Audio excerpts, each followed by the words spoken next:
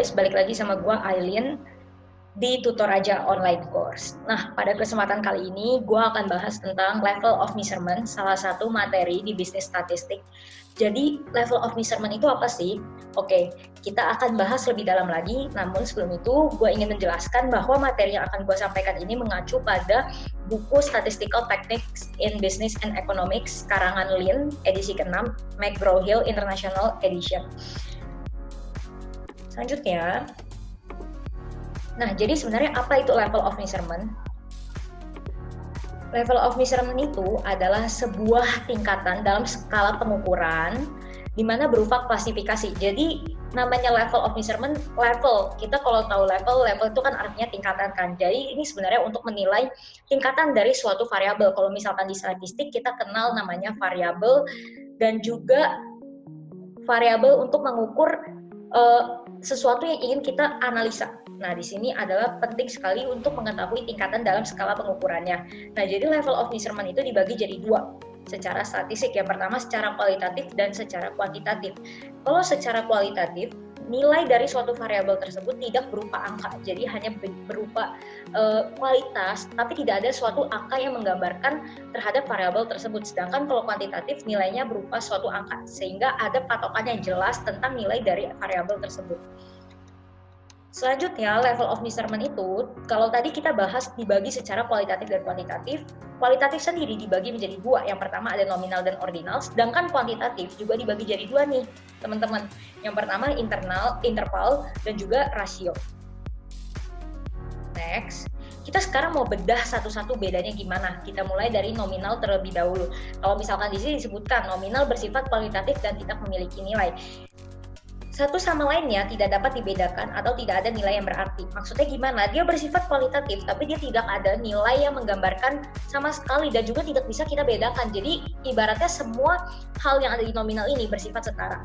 Misalkan di sini kita bisa lihat ada gambar, di sini ada icon cewek sama cowok gitu ya, gender. Nah, antara cewek atau cowok kita nggak bisa membedakan mana yang kualitas levelnya lebih tinggi seperti itu. Jadi ya bisa dikatakan cewek dan cowok itu sebanding. Misalkan kalau kita berbicara yang lain lagi, misalkan adalah nomor punggung dalam pemain basket. Misalkan ada nomor punggung 5, 6, 7, 8, 9, 10 dan sebagainya. Nah, kita bisa katakan bahwa nomor tersebut sebenarnya tidak ada artinya, hanya sebagai penanda. Jadi tidak bisa dikatakan bahwa yang nomor punggung 5 lebih tinggi levelnya daripada nomor punggung 6 atau sebaliknya seperti itu. Jadi tidak bisa dibedakan, semua memiliki tingkatan yang sama. Yang kedua ada yang namanya ordinal. Ordinal ini bersifat kualitatif dan memiliki nilai. Artinya kalau misalkan sebelumnya nominal itu tidak memiliki nilai, sedangkan ordinal ini sudah memiliki nilai, sehingga data-data atau variabel dalam ordinal tersebut dapat diurutkan ataupun dibedakan. Misalkan di sini, kalau misalkan kita ke salah satu toko kopi terkenal yaitu Starbucks, semua orang pasti tahu Starbucks ya. Nah, di sini bukan endorse ya, tapi cuma ingin menjelaskan supaya kalian punya gambaran ordinal itu seperti apa. Misalkan di Starbucks itu ukurannya ada tall, grande, venti, bahkan kalau misalkan di beberapa cabang di luar negeri ada yang lebih besar lagi. Nah, kita bisa bedakan kalau misalkan data yang cup yang tall itu lebih kecil dibanding cup yang grande, betul kan? Sedangkan yang grande itu lebih kecil daripada yang venti. Yang venti itu yang paling besar. Nah, seperti itu bisa kita bedakan. Nah, ini yang disebut namanya bersifat kualitatif dan memiliki nilai. Data-datanya itu atau variabel tersebut dapat diurutkan. Kalau kita urutkan berarti tall yang paling bawah atau paling kecil, kemudian di atasnya ada grande, kemudian di atasnya lagi ada venti. Case lainnya kita bisa lihat di buku rapot. Misalkan kalian dulu waktu SD misalkan ada nilai sikap. Nilai sikap itu kan ada baik, cukup, sangat baik. Otomatis baik itu di atasnya cukup, benar gak? Di atasnya baik, ada lagi sangat baik. Nah, kurang lebih seperti itu teman-teman. Selanjutnya kita bahas tentang data yang sudah bersifat kuantitatif. Yang pertama di sini ada data interval atau variabel interval. Nah, variabel interval tersebut bersifat kuantitatif dan memiliki range tertentu, artinya terdapat skala.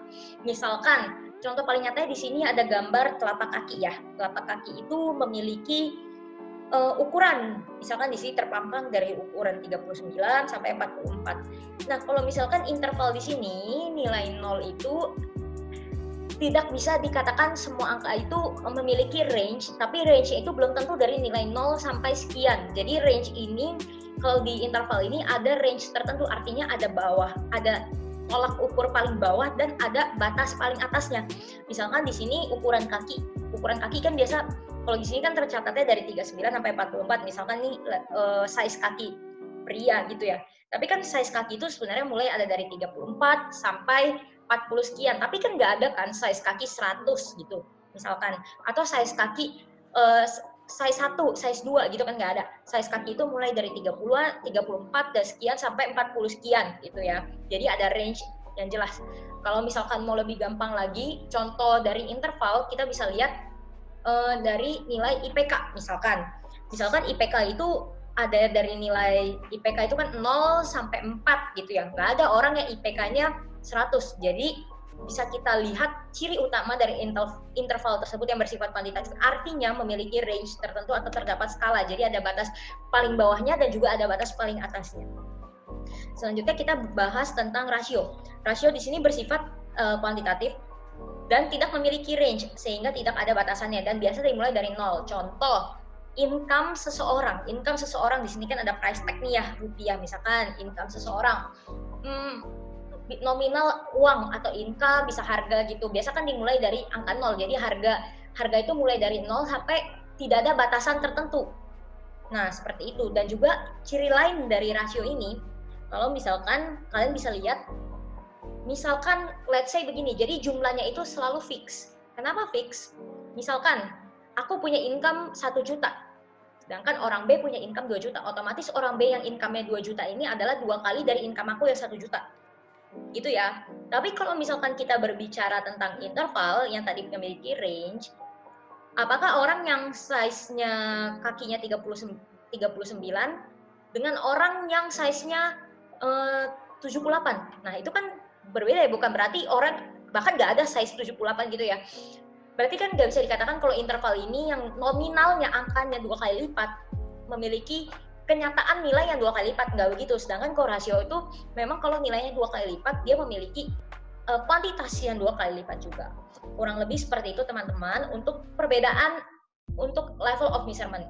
Mudah-mudahan teman-teman udah bisa bedain ya mana data atau variabel yang bersifat kualitatif maupun kuantitatif, dan juga perbedaannya antara nominal, ordinal, interval, dan rasio.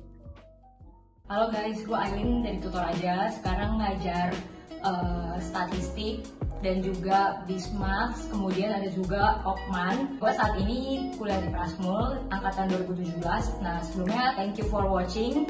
Semoga videonya bermanfaat buat kalian. Dari video-video tersebut kalian bisa learn sesuatu dan juga bisa diaplikasiin terhadap kehidupan kalian sehari-hari. Semoga bermanfaat dan juga see you on next video.